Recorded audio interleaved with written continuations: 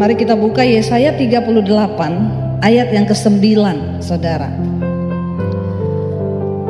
Hizkia itu menulis sebuah karangan atau perenungan yang dia renungkan ketika Tuhan berkata dia akan mati. Yesaya 38 ayat 9 ditulis di sana, karangan Hizkia Raja Yehuda sesudah ia sakit dan sembuh dari penyakitnya. Ayat 10, aku ini berkata dalam pertengahan umurku, aku harus pergi ke pintu gerbang dunia orang mati. Aku dipanggil untuk selebihnya dari hidupku.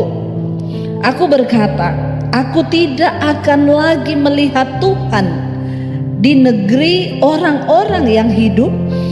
Aku tidak akan melihat seorang pun lagi di antara penduduk dunia. Ternyata saudara, memang pergumulan jiwa yang terbesar itu ketika orang itu diperhadapkan dengan kematian. Tapi sayangnya banyak orang itu tidak pernah merenung akan hal ini, karena dia merasa dia sehat-sehat aja. Ya, kiamat kecil bagi kita itu adalah kematian, saudara. Ya, jangan menunggu nanti kiamat besar akan datang loh. Kiamat kecil itu mati loh. Ya, mati. Jadi Hizkia dia merenung ketika dia sudah divonis mati. Jangan tunggu divonis dokter mati dulu baru saudara merenung. Amin. Sekarang ini loh, renungkan, benar-benar renungkan loh, benar. Jangan pikir umur panjang kita ini, saudara, sehat terus ya atau apa, sehingga orang tuh sombong hidup tanpa Tuhan, tanpa pernah memikirkan kehendak Tuhan, tanpa pernah memikirkan rencana Tuhan atas hidupnya. Ada loh orang-orang tuh yang hidup tidak pernah mikir. Tapi saya percaya sini semuanya mikir, amin. Ya, apa yang saya lakukan bagi kehendak Tuhan? Hizkia merenung, dia bilang, selebihnya Tuhan akan ya mengambil aku, dan aku akan pergi ke pintu gerbang dunia orang mati, dan aku akan dipanggil untuk selebihnya dari hidupku. Tapi satu hal yang dia renungkan gini, aku tidak akan melihat Tuhan lagi di negeri orang-orang yang hidup. Ya, itu yang menjadi pergumulan bagi Hizkia, saudara, ketika dia divonis akan mati. Aku tidak lagi melihat seorang pun di antara penduduk dunia. 12, pondok kediamanku dibongkar dan dibuka seperti kemah gembala, seperti tukang tenun menggulung tenunannya. Aku mengakhiri hidupku. Tuhan memutuskan nyawaku dari benang hidup. Dari siang sampai malam Engkau membiarkan aku begitu saja. Aku berteriak minta tolong ya sampai pagi. Bayangkan saudara ya, dikatakan seperti singa demikianlah Tuhan menghancurkan segala tulang-tulangku. Dari siang sampai malam Engkau membiarkan aku begitu saja. Seperti burung layang-layang demikianlah aku menciap-ciap, suaraku redup seperti suara merpati. Mataku habis menengadah ke atas. Ya Tuhan, pemerasan terjadi kepadaku, jadilah jaminan bagiku. Ayat 15, saudara. Apakah yang akan kukatakan dan kuucapkan kepada Tuhan? Bukankah Dia yang telah melakukannya? Aku sama sekali tidak dapat tidur karena pahit pedihnya perasaanku. Tidak ada yang lebih pahit dan pedih bagi seseorang ketika saudara dia itu sedang dikatakan akan ya mati. Saudara, kalau hari ini Tuhan bilang sama kita, minggu depan engkau akan mati, berapa banyak yang siap? Ayo, jangan senyum-senyum. Anggaplah ini benar ya. Kalau Tuhan tanya loh, ya saya tuh kemarin juga dapat berita duka. Ada yang bilang, Bu Debi, ingat nggak bapak ini? Yang kemarin di persekutuan doa, yang ibu tanya, kalau Tuhan beri kesempatan hidup saudara, kalau disuruh Tuhan berdoa, saudara apa yang akan saudara doakan? Bapak itu angkat tangan, saudara. Ya, dia bilang, saya Bu, saya akan meminta nomor 1 sama Tuhan, saya pengen hidup 100 tahun lagi. Terus saya tanya sama dia, Bapak kenapa mau hidup 100 tahun? Buat apa hidup 100 tahun Pak? Ya enggak, pengen aja hidup 100 tahun. Saya jawab, itu kan kemauan Bapak, kalau kehendak Tuhan lain. Berapa minggu kemudian saya di WA, Bu, ingat nggak Bapak ini? Iya, dipanggil Tuhan, Bu, meninggal. Saya syok, saudara. Waduh, itu kan waktu itu ibu sempat nanya ya sama dia. Jadi kalau saya bertanya begini ya, mungkin ada yang benar juga. Saya tidak menakut-nakuti, saudara. Tolong renungkan ya, renungkan loh. Karena hidup ini nggak ada yang tahu, bener, nggak ada yang tahu. Kalau Tuhan bilang minggu depan kita akan dipanggil, loh berapa banyak yang sudah siap? Berapa banyak yang belum siap? Apa yang akan kita katakan di hadapan Tuhan? Ya, Hizkia bilang, aku tertekan, pahit, pedih perasaanku, aku sama sekali tidak bisa tidur.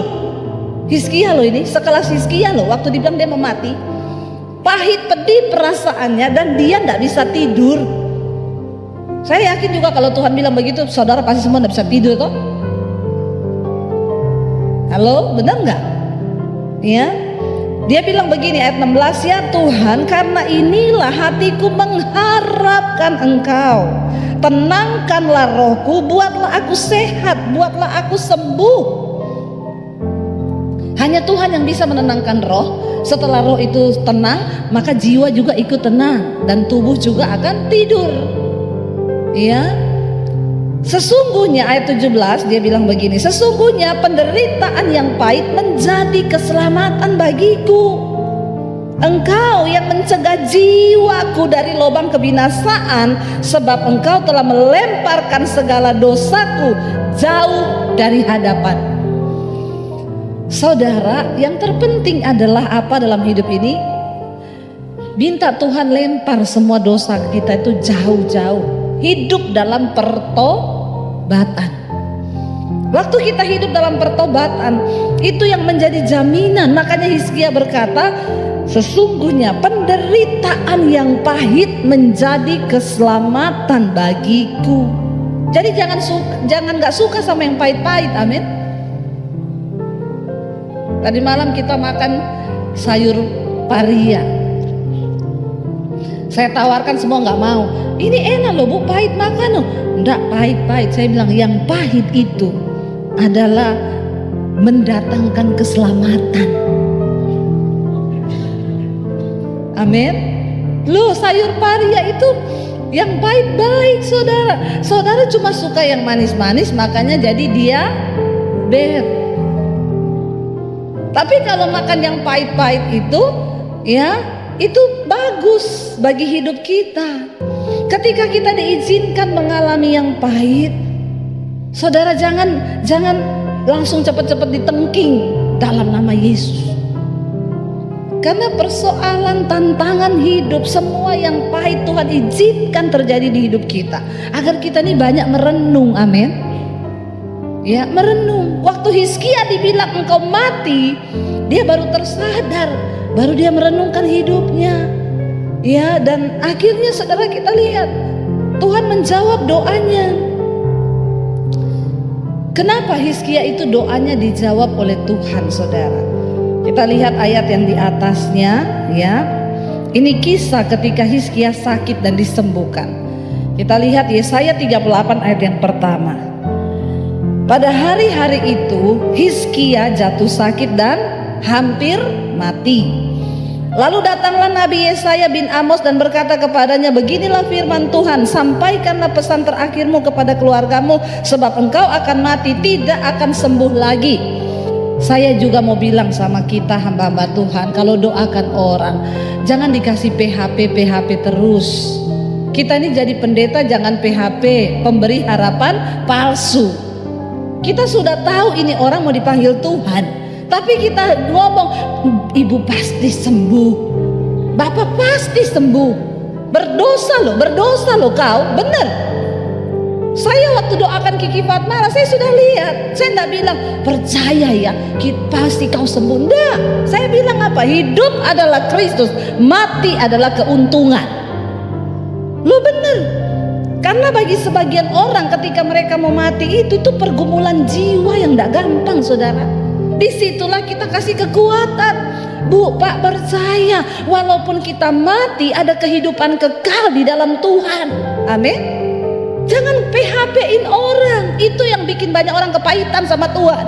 Kenapa saudara? Orang tuh waktu mau mati dia lagi pergumulan jiwa loh.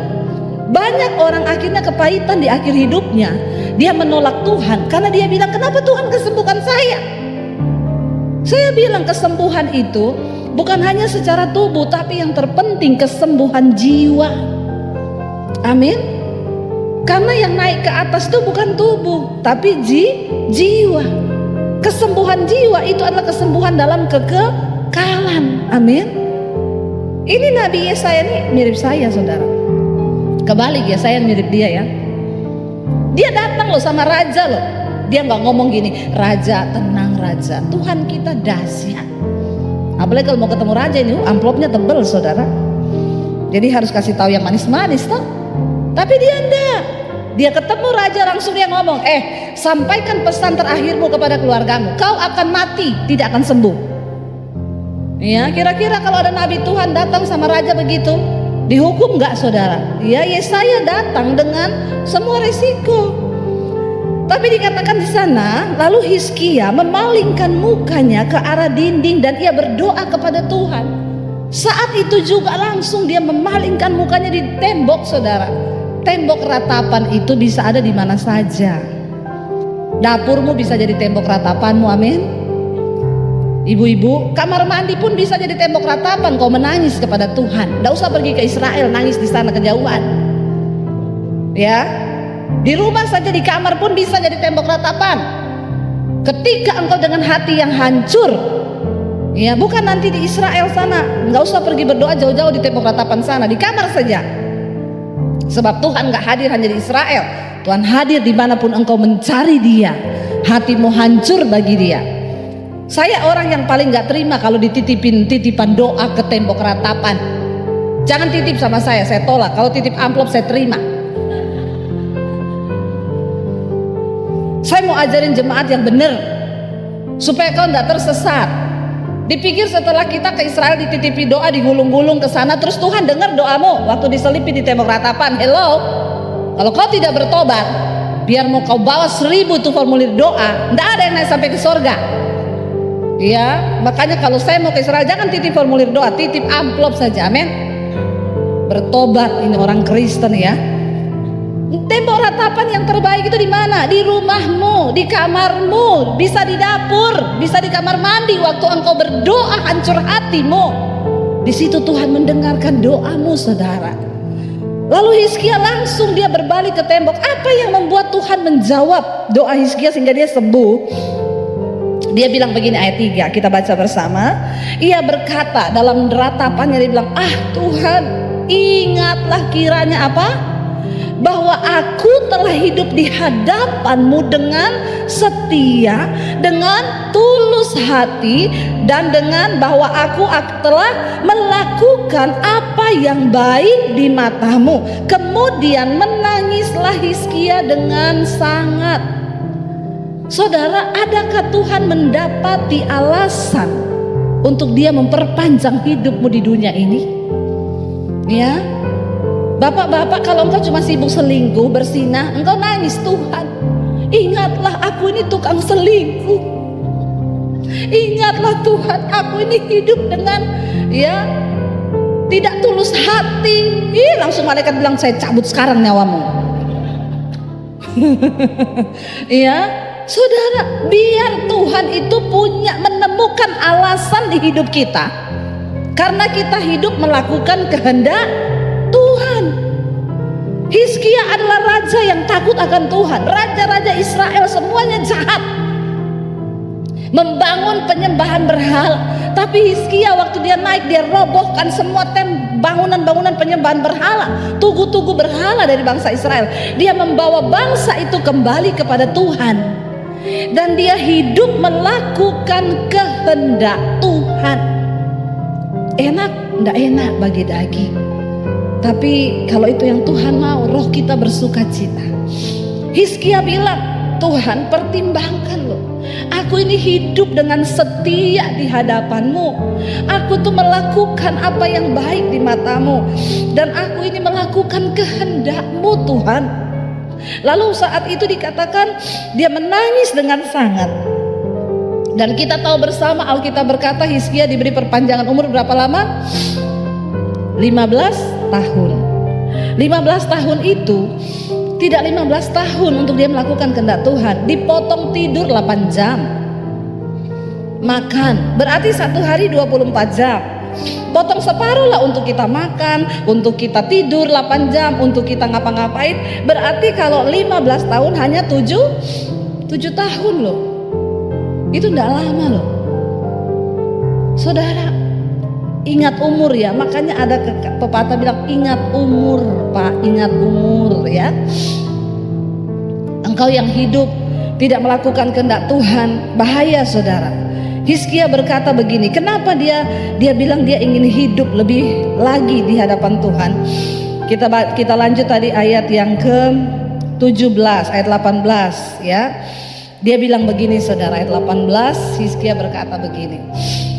Sebab di dunia orang mati ya, sebab dunia orang mati tidak dapat mengucap syukur kepadamu Tuhan. Kalau saudara masih hidup, banyak-banyaklah mengucap syukur. Nggak usah banyak bersungut-sungut, karena kalau kau sudah mati, kau sudah tidak bisa mengucap syukur lagi sama Tuhan. Amin. Apapun persoalan hidup kita, apapun masalah yang kita hadapi, banyak-banyak bersyukur. Karena kalau udah mati tidak bisa lagi orang mati bersyukur sama Tuhan. Waktunya kita bersyukur itu kapan? Sekarang. Saat kita diberi hidup. Nggak usah banyak mengeluh. Makanya saya suka kalau orang datang, Bu, hidup saya ini berat Bu, begini. Jadi mau hidup atau mati? Tak doakan sekarang. Kalau udah nggak sanggup hidup lagi, didoakan biar mati ya Tuhan, cabut sekarang nyawanya. Jangan Bu, saya masih pengen hidup. Bersyukur, amin. Jangan banyak mengeluh, mengucap syukur, karena itu yang dikehendaki Tuhan atas hidup kita. Nggak usah banyak mengeluh, apa-apa mengeluh gini-gini, mengeluh. Ya, bersyukur saudara. Belajar bersyukur, sebab Hizkia berkata di dunia orang mati kita sudah nggak bisa lagi bersyukur ya, dan mau tidak dapat memuji-muji Engkau. Yang kedua saudara, orang mati sudah nggak bisa memuji Tuhan. Makanya selama diberi kesempatan hidup, banyak-banyaklah memuji Tuhan, nyanyi, bersukacita ya. Jangan marah-marah bapak-bapak, stres ya. Kalau kau sudah kebanyakan stres, sudah mau dicabut Tuhan nyawamu itu. Karena Tuhan bilang mending mati saja dia ini. Karena di dunia orang mati sudah tidak ada lagi orang mau stres, mau apa, sudah mati sudah. Jadi kalau hari ini diberi hidup, banyak bersyukur, amin. Banyak memuji Tuhan, amin. Ya, waktu sakit, waktu apa, nyanyi aja. Hati yang gembira adalah obat, amin. Tidak usah ratapi hidupmu ya. Ketika apapun Tuhan izinkan terjadi, yang pahit bilang Tuhan, yang pahit itu baik bagi kesehatan jiwaku, supaya aku selamat ya. Dia bilang di sana, orang-orang yang turun ke liang kubur tidak menanti-nanti akan kesetiaanmu. Di dunia orang mati kita sudah nggak bisa melihat kesetiaan Tuhan. Kita nggak bisa lagi bersaksi bagi kebesaran nama Tuhan. Justru waktu kita hidup ya, kita bisa bersaksi tentang kesetiaan Tuhan dalam hidup kita. Makanya hidup ini harus sungguh-sungguh dengan Tuhan. Ayat yang ke-19, tetapi hanyalah orang yang hidup, dialah yang mengucap syukur kepadamu. Lihat kanan kirimu, bilang masih hidup toh? Bersyukur ya. Bilang kau masih hidup kan? Bersyukurlah kau ya. Ternyata tanda bahwa kita masih hidup ini, kita ini masih bersyukur, amin ya. Jangan banyak bersungut-sungut. Kalau masih ada napas, bersyukur. Saya kemarin saudara lagi pelayanan di Surabaya, ada ibu-ibu datang, dia masuk ke ruang, ada pengerja gereja bilang, "Bu, di luar ada satu jemaat mau ketemu ibu, boleh nggak?" Dia datang khusus dari Balikpapan loh, karena ibu khotbah hari ini. Oh iya, dia katanya pengen banget ketemu ibu, ada yang dia mau sampaikan, pesan dari suaminya. Suaminya sudah meninggal 2 bulan yang lalu. Oh ya, suruh masuk. Ibu itu masuk, begitu ketemu saya dia peluk saya saudara, dia nangis saudara. "Terima kasih Ibu Debbie, terima kasih Ibu, saya bersyukur sama Tuhan saya bisa ketemu Ibu."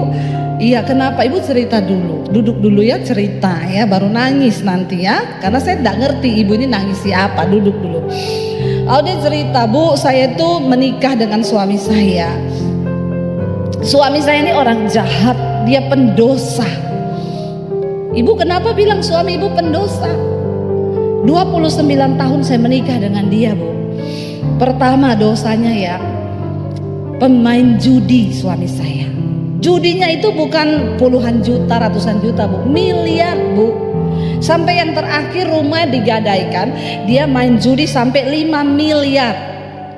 Dan karena semua barang sudah digadaikan, saya nggak dikasih duit sebagai istri, saya hidupin anak-anak, saya utang. Dari uang utang saya kasih makan anak-anak. Yang kedua, Bu, bukan hanya judi, suami saya pemakai narkoba.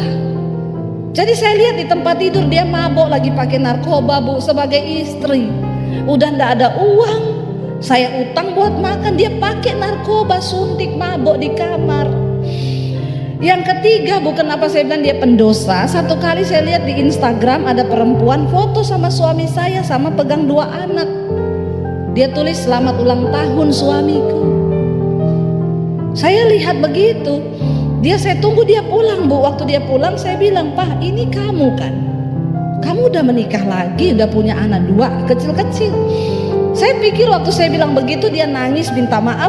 Enggak, Bu, saya dipukulin, saya dihajar, saya jatuh di bawah, saya diinjak sampai jari kaki saya 1 putus.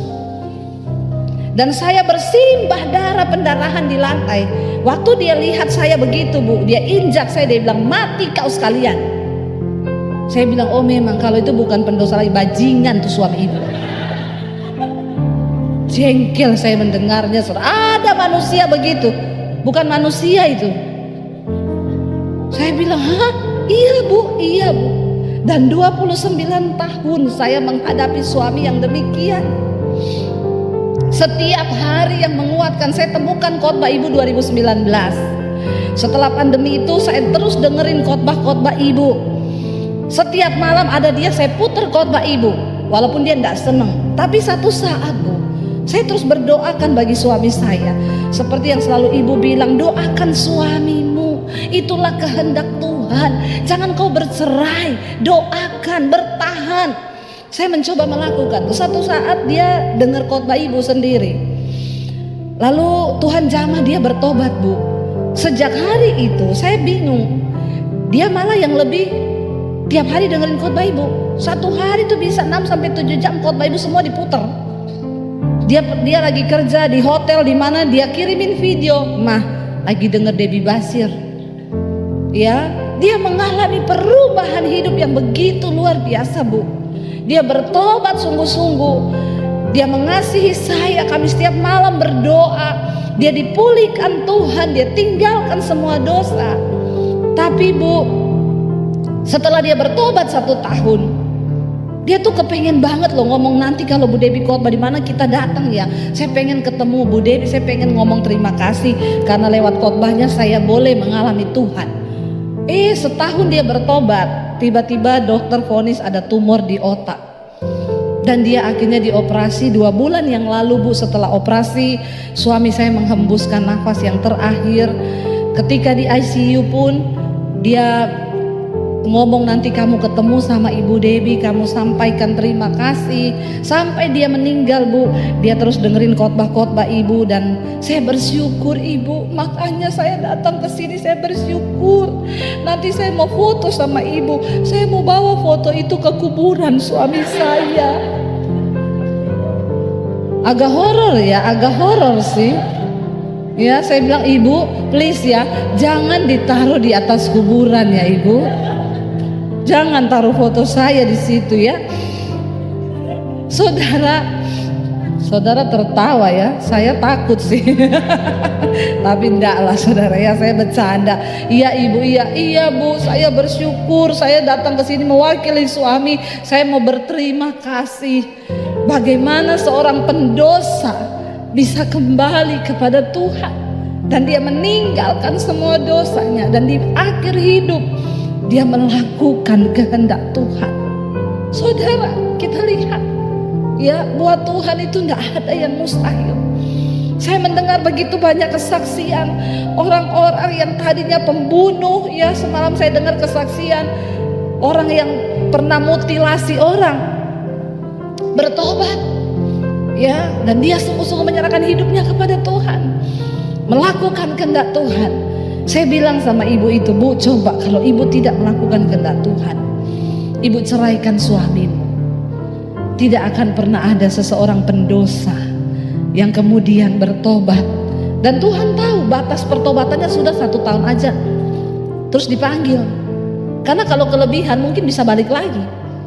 Orang begini nih setan nggak suka loh kalau dia bertobat, dan Tuhan tahu batasannya sampai di situ. Ya, dan saya melihat saudara, bagaimana indah hidup kita ketika kita ini sungguh-sungguh mau hidup bagi kepentingan Tuhan.